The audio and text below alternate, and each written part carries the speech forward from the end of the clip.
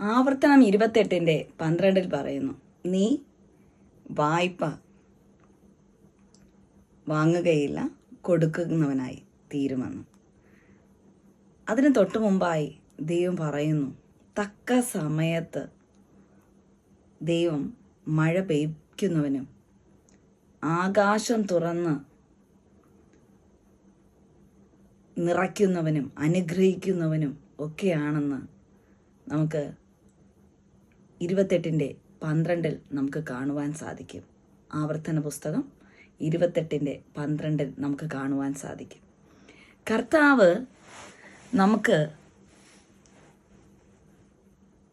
ആകാശം തുറന്ന് നന്മകളാൽ നിറയ്ക്കും, അനുഗ്രഹിക്കും എന്നുള്ളതാണ് ഈ വചനം കാണുന്നത്. കർത്താവിനെ മുറുകെ പിടിക്കുന്ന, കർത്താവിനെ ആശ്രയിക്കുന്ന, കർത്താവിനെ ലക്ഷ്യം വച്ച് ജീവിക്കുന്ന, കർത്താവിൽ പ്രത്യാശ വച്ച് ജീവിക്കുന്ന ദൈവമക്കളെ ദൈവം വായ്പ വാങ്ങുന്നവനല്ല, വായ്പ കൊടുക്കുന്നവനാക്കി മാറ്റുമെന്നുള്ളതാണ് ദൈവം പറയുന്നത്. നിങ്ങൾ ഇപ്പോഴത്തെ ഞെരുക്കവും പ്രയാസവും ഒന്നും നിങ്ങൾ ചിന്തിക്കേണ്ട, അതൊന്നും ഓർത്ത് നിങ്ങൾ ഭാരപ്പെടണ്ട. സ്വർഗം തുറന്നാൽ, സ്വർഗം നമ്മോട് മനസ്സലിഞ്ഞാൽ, ആകാശം തുറന്ന് ആ കലവറ തുറന്ന് സ്ഥലം പോരാതെ വണ്ണം നിറയ്ക്കുന്നവനാണ് യേശു കർത്താവ്. ആ കർത്താവിൻ്റെ മുഖത്തെ നോക്കി കർത്താവിൽ പ്രത്യാശ വച്ച് നാം മുന്നോട്ട് പോവുകയാണെങ്കിൽ കർത്താവ് നമ്മുടെ ജീവിതത്തിൽ അനുഗ്രഹം നൽകുവാൻ ഇടയായിത്തീരും. കർത്താവ് നമ്മെ അനുഗ്രഹിച്ചാൽ, കർത്താവ് നമ്മെ നിറച്ചാൽ, കർത്താവ് നമ്മളിലേക്ക് അവൻ്റെ നന്മകളെ ചൊരിഞ്ഞാൽ നാം കടം വാങ്ങുന്നവരാവില്ല, വായ്പ വാങ്ങുന്നവരാകത്തില്ല, വായ്പ കൊടുക്കുന്നവരായിത്തീരും. സ്ഥലം പോരാതെ വണ്ണം നിറയ്ക്കുവാൻ ശക്തനാണ് ദൈവം. ആ ദൈവത്തെ നാം ആശ്രയിക്കുക. നമ്മുടെ ദൈവത്തിൻ്റെ കരങ്ങളിൽ ഗുപ്തനിധികളുണ്ട്. ആ ആകാശത്തിലെ ഭണ്ഡാരം തുറന്നു കഴിഞ്ഞാൽ അത് ഗുപ്തനിധികളാണ്. നാം ചിന്തിക്കുന്നതിലും അപ്പുറമുള്ള നിധിയാണ് കർത്താവിൻ്റെ പക്ഷത്തുള്ളത്. അപ്പോൾ നാം പലതിനെ ചൊല്ലി ഭാരപ്പെടേണ്ട ആവശ്യമുണ്ടോ? ഒരിക്കലുമില്ല. കർത്താവിന് നമ്മെ തക്ക സമയത്ത്, അതിൽ പറയുന്നു തക്ക സമയത്ത് മഴ പെയ്യ്ക്കുന്നവനെന്ന്. തക്ക സമയത്ത് മഴ പെയ്ച്ച്, അതായത് നമ്മെ നന്മകളാൽ നിറയ്ക്കുവാൻ, നന്മ നമ്മളിലേക്ക് പെയ്ച്ചുകൊണ്ട് ഒഴുകിക്കൊണ്ട് നമ്മുടെ പ്രശ്നങ്ങളെ മാറ്റുവാൻ കർത്താവ് ശക്തനാണ്. നാം അപ്പോൾ ആശ്രയിക്കേണ്ടത് കർത്താവിനെയാണ്. ഈ ലോകത്തെ സാമ്പത്തികമോ മറ്റുള്ള വ്യക്തികളെയോ അല്ല നാം ആശ്രയിക്കേണ്ടത്. നമ്മുടെ ബുദ്ധിമുട്ട്, പ്രയാസം ഒക്കെ മാറ്റുവാൻ ദൈവത്തിന് അസാധ്യമല്ല. ബൈബിളിൽ പറയുന്നു, തൻ്റെ ഭക്തന് തൻ്റെ ബുദ്ധിമുട്ടൊക്കെയും മാറ്റി കൊടുക്കുന്നവനാണ് കർത്താവെന്ന്. തൻ്റെ ഭക്തൻ്റെ ബുദ്ധിമുട്ടുകൾ മനസ്സിലാക്കി ഭക്തകളുടെ ബുദ്ധിമുട്ടുകൾ ദൈവം മനസ്സിലാക്കി അതിന്മേൽ പ്രവർത്തിക്കുന്ന കർത്താവിനെയാണ് നാം വിളിക്കുന്നത് എന്ന് നാം വിശ്വസിക്കണം. ആദ്യം നമ്മുടെ വിശ്വാസത്തെയാണ് കർത്താവ് പരീക്ഷിക്കുന്നത്. കർത്താവിനെ നാം വിശ്വസിക്കുമ്പോൾ, കർത്താവിനെ നാം മുറുകെ പിടിക്കുമ്പോൾ, നമ്മുടെ കർത്താവിന് അസാധ്യമായി ഒന്നുമില്ല എന്ന് നാം വിശ്വസിക്കുമ്പോൾ, അബ്രഹാം വിശ്വസിച്ചതുപോലെ നാം വിശ്വസിക്കണം. അബ്രഹാമിൻ്റെ വിശ്വാസം എന്നത് ആർക്കും തന്നെ പരീക്ഷിക്കാൻ, കർത്താവ് പോലും പരീക്ഷിച്ചിട്ട് തോറ്റുപോയ വിഷയമാണ് അബ്രഹാമിൻ്റെ വിശ്വാസം.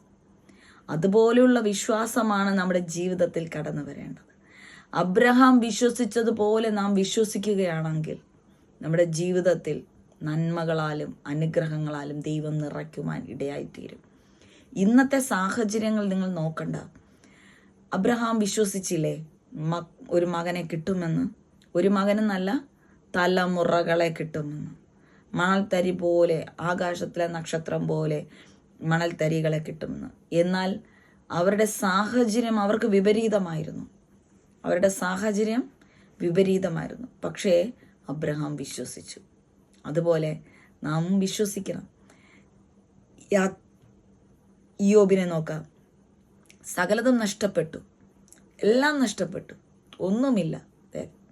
വലിയ ധനാഢ്യനായിരുന്നു, പക്ഷേ ഒന്നുമില്ലാത്തവനായി മാറി. എന്നിട്ട് പോലും ഇയ്യോബ് വിശ്വസിച്ചു. തൻ്റെ കർത്താവ് എല്ലാം മടക്കി തരുവാൻ വിശ്വസ്തനാണെന്ന്.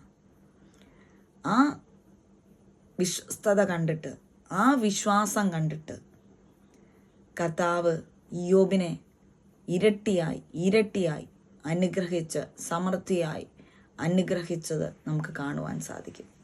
അതുപോലെ ദൈവമക്കളെ, നാം വിശ്വസിക്കുക, കർത്താവിൽ വിശ്വസിക്കുക, കർത്താവിനെ മുറുകെ പിടിക്കുക. എൻ്റെ കർത്താവ് കൈവിടത്തില്ല, എൻ്റെ കർത്താവ് ഉപേക്ഷിക്കത്തില്ല, എൻ്റെ കർത്താവ് എന്നെ ഒരിക്കലും കൈവിടത്തില്ല എന്ന് നാം വിശ്വസിക്കണം. വിശ്വാസ പരിശോധനകളാണ് പല രീതിയിലും നമ്മൾ കടന്നു വരുന്നത്. ആ വിശ്വാസ പരിശോധനകളെ നാം ജയിച്ച് മുന്നോട്ട് വരുമ്പോൾ ആ പീക്ക് പോയിന്റ് എത്തുമ്പോഴായിരിക്കാം, അതാണ് തക്ക സമയം. ആ പീക്ക് പോയിന്റ് എത്തുമ്പോഴായിരിക്കും ദൈവത്തിൻ്റെ പ്രവൃത്തി നടക്കുന്നത്.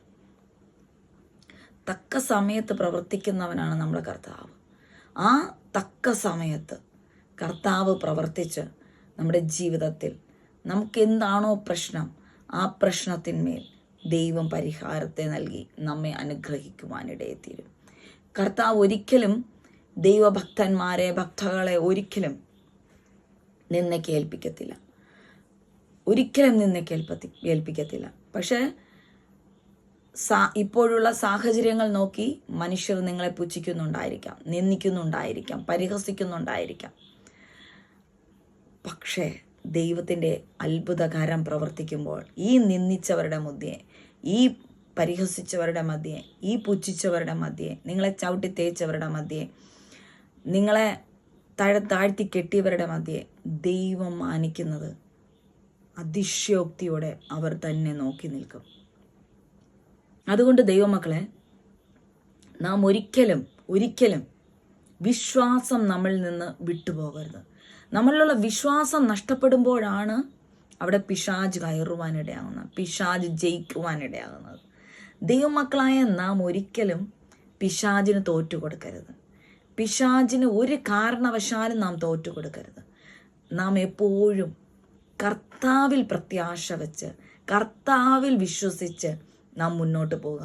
കർത്താവ് നമ്മെ കൈവിടത്തില്ല, ഉപേക്ഷിക്കത്തില്ല. കർത്താവ് തക്ക സമയത്ത് പ്രവർത്തിക്കുന്നവനാണ്. എൻ്റെ കർത്താവ് വിശ്വസ്തനാണ്, വാക്ക് മാറാത്തവനാണ്, പറയുന്ന വാക്ക് പാലിക്കുന്നവനാണ്. എൻ്റെ കർത്താവ് എന്നെ അനുഗ്രഹിക്കുമെന്ന് പറഞ്ഞാൽ അനുഗ്രഹിക്കും എന്ന് നാം വിശ്വസിക്കുക. ഇപ്പോഴത്തുള്ള സാഹചര്യത്തിൽ നമുക്ക് സാമ്പത്തിക വഴികൾ ഒന്നും കാണത്തില്ല. എല്ലാ വഴികളും അടഞ്ഞ് ഞെരുക്കത്തിലൂടെ കടന്നു പോകുന്നതായിരിക്കാം. പക്ഷേ കർത്താവ് അനുഗ്രഹിക്കുമെന്ന് പറഞ്ഞിട്ടുണ്ടോ? തീർച്ചയായും ദൈവമക്കളെ, നിങ്ങളെ കർത്താവ് അനുഗ്രഹിക്കും. കർത്താവ് മാനിക്കും, കർത്താവ് അനുഗ്രഹിക്കും, കർത്താവ് മാനിക്കും. ദൈവമക്കളെ, നിങ്ങൾ അനുഗ്രഹിക്കപ്പെട്ടവരായി കാണും. കർത്താവിനെ മുറുകെ പിടിക്കുക, മറ്റൊന്നിനെയോ അല്ല, കർത്താവിനെ മാത്രം നിങ്ങൾ മുറുകെ പിടിക്കുക. കർത്താവിനെ മുറുകെ പിടിക്കുമ്പോൾ കർത്താവിൽ നിന്ന് അത്ഭുതങ്ങൾ നമുക്ക് പ്രാപിക്കുവാൻ സാധിക്കും. ദൈവമക്കളെ, ദൈവം നിങ്ങളെ അനുഗ്രഹിക്കും, ദൈവം നിങ്ങളെ മാനിക്കും. തക്ക സമയത്ത് കർത്താവ് മാനിക്കുവാൻ വിശ്വസ്തനാണ്. ആ കർത്താവിനെ മുറുകെ പിടിച്ചുകൊണ്ട് നിങ്ങൾ മുന്നോട്ട് പോവുക. ദൈവം നിങ്ങളെ അനുഗ്രഹിക്കട്ടെ. ആമേൻ.